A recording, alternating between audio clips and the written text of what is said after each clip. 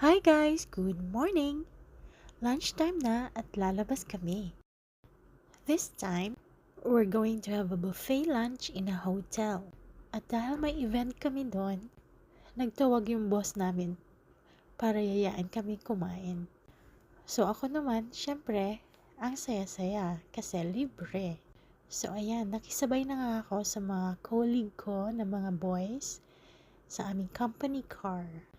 Ang ganda talaga ng Singapore, ano? Each time lumalabas talaga ako. Amazed na amazed ako sa mga daan nila.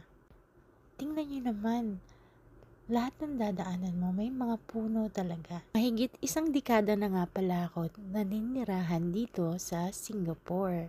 Pero enjoy na enjoy ko pa rin tuwing lumalabas talaga ako. Nagkukwentuhan nga pala sila sa loob ng sasakyan at ako naman nagvi-video.